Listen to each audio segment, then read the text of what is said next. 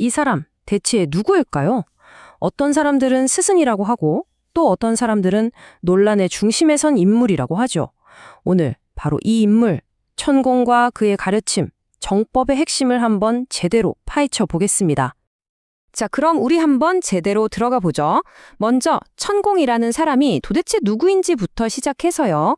그의 핵심 사상인 정법은 또 뭔지, 그리고 이게 어떻게 개인의 삶과 우주, 나아가 대한민국의 운명과 연결되는지 차근차근 짚어보겠습니다. 자, 그럼 첫 번째로 이 모든 이야기의 한가운데 있는 바로 그 사람, 천공에 대해 알아봐야겠죠. 존경과 비판을 한몸에 받는 인물, 과연 그는 누구일까요? 그러니까요. 이분을 보는 시선이 정말 극과 극이에요. 어떤 사람들은 이분을 정말 지혜로운 스승이라고 생각하는데 또 다른 쪽에서는 그냥 문제만 일으키는 사람이다. 이렇게 보거든요. 이름 앞에 늘 이런 극단적인 평가가 따라붙는 거죠. 재밌는 게 언론에서 이분 묘사하는 걸 보면 꼭 산에서 내려온 신선 같다. 이런 표현을 써요. 아시죠? 그 긴 머리에 흰 옷. 이런 전통적인 이미지가 현대사회에 미치는 영향력이랑 딱 맞물리면서 뭔가 더 신비로운 느낌을 주는 거죠. 이분의 인생 스토리를 들어보면 와, 진짜 평범하진 않아요. 어릴 때 부모님을 잃고 33세 산으로 들어가서 무려 17년 동안 혼자 수행을 했다고 하죠. 그리고 쉰이 돼서야 세상에 나와서 지금 우리가 아는 강연들을 시작한 거예요. 정말 보통 길은 아니죠? 자, 그러면 이렇게 독특한 배경을 가진 분이 과연 어떤 가르침을 펼치고 있을까요? 이제 그 핵심 사상, 바로 정법의 세계로 한번 들어가 보겠습니다. 이 가르침의 핵심 단어가 바로 정법인데요. 말 그대로 바른 법이라는 뜻이에요. 근데 이게 어떤 신을 믿는 그런 종교는 아니고요. 뭐랄까 자연의 법칙? 그러니까 이 세상이 어떻게 돌아가는지에 대한 일종의 우주 사용 설명서 같은 개념이라고 보시면 될 것 같아요. 정법을 배우는 방식도 좀 특이해요. 우리가 막 책상에 앉아서 달달 외우는 그런 공부가 아니에요. 그냥 편안하게 듣다 보면 이해되는 만큼만 스며든다는 거죠. 억지로 이해하려고 애쓰지 말라는 거예요. 그러면 시간이 지나면서 생각의 그릇, 이걸 질량이라고 부르는데 그게 저절로 커진다고 설명합니다. 그리고 이 가르침에서 정말 중요하게 여기는 원칙이 하나 나옵니다. 바로 모든 건 나한테서 시작된다는 거. 그러니까 철저한 개인의 책임이죠. 혹시 지금 좀 힘든 일을 겪고 계신가요?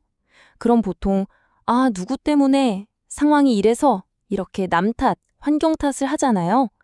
그런데 정법에서는 그 화살을 바깥이 아니라 바로 내 안으로 돌리라고 말합니다. 모든 변화는 나를 돌아보는 것에서부터 시작된다는 거죠. 이게 바로 그 유명한 말, 너의 환경은 너의 지금 현재 질량이다 라는 말의 의미예요. 여기서 말하는 질량이라는 게 뭐냐면 그 사람의 내공이나 생각의 깊이, 에너지 같은 걸 전부 합친 개념이거든요. 그러니까 지금 내가 처한 현실이 좋든 나쁘든 그건 딱 내 내면의 수중을 보여주는 거울이라는 뜻이죠. 결국에는 이 문제의 원인이 나한테 있었구나. 이걸 딱 인정해야만 비로소 하늘이 도와줘서 상황을 바꿀 수 있다는 거예요. 내가 먼저 노력하고 바뀌려고 하지 않으면 외부의 도움도 절대 오지 않는다. 뭐 이런 강력한 메시지인 셈이죠. 자, 이제 시야를 한번 확 넓혀볼까요? 이런 개인의 변화가 사실은 훨씬 더 큰 그림, 그러니까 거대한 우주적인 변화의 일부라고 하거든요. 과연 우리는 지금 어떤 시대에 살고 있는 걸까요?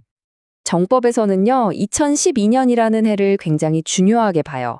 왜냐하면 바로 이때 물질적인 성장만을 쫓던 선천시대가 막을 내리고 완전히 새로운 질서의 후천시대가 시작됐다고 보기 때문이에요.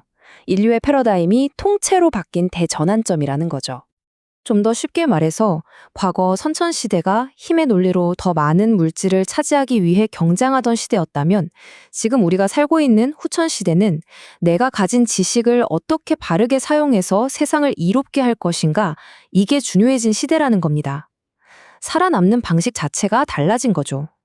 그렇다면 이 새로운 시대, 이 후천 시대의 중심에는 과연 누가 서게 될까요?